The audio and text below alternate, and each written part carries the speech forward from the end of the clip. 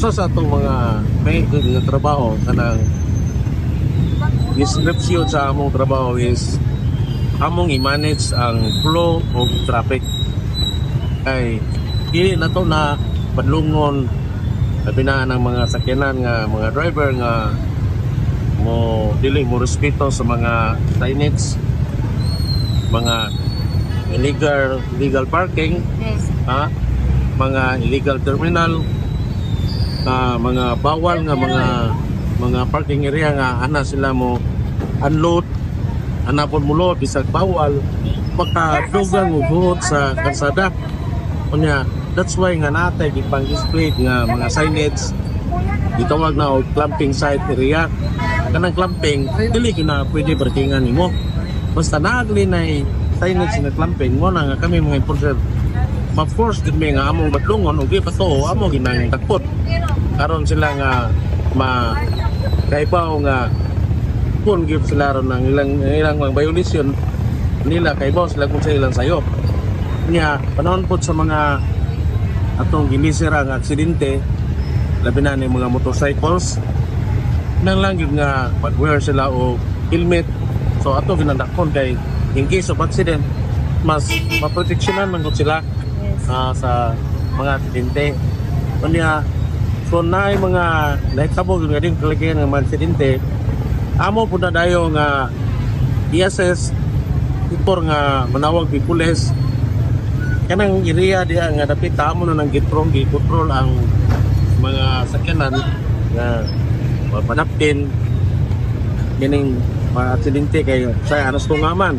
So kanang diha sa tunga amo na nang i-assess nga why sakyanan diha nga buwagi diha napita. Editor na mo kung naay possible nga kagihan sa mga sakyanan kung naay aksidente.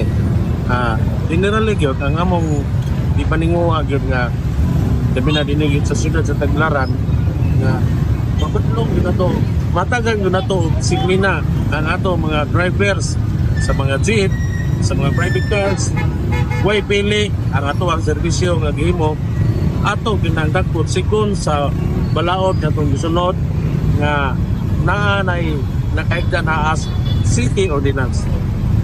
So what ay gihimo nga trabaho nga nagbutbot ang mga enforcer nga atong himuon ang trabaho kundi kasunod kita sa balaod. What actions did they implement in the parking area of vehicles to avoid accidents? Nagkuhan may kapunungan nga dili makatapik ni sa highway. Wala na mo kay ug magkuhan may kanang libot ng traffic man ano na. So guys, as what Kuya said, need nila pandak og kanang seminar or what do you call that? Kapunungan. Kay aron unsa ilang possible nga ways ug unsa nila pag aron dili maka-cause og accidents kay as you can see, labi na sa Tagbilaran City dari sa ICM, prone jud ang ICM og kanang mga bawbao or what we call that? Tricycles. So need jud og proper parking aron maiwas sa traffic aron maka-iwas og accident. So do you think dako ang tabang sa pag-manage sa parking? Yes, As a people or as students? Yes, I agree. Dako jud ang pagtabang sa pag-manage sa atong traffic kay para dili magkabuag jud bitaw ang sakyanan then sapsay po sila tan-awon. For managing flow of the traffic, unsay opinion nimo about sa kalahian sa naay traffic enforcer o sa wala? O makatabang bagay kini sa atong para sa atong safety?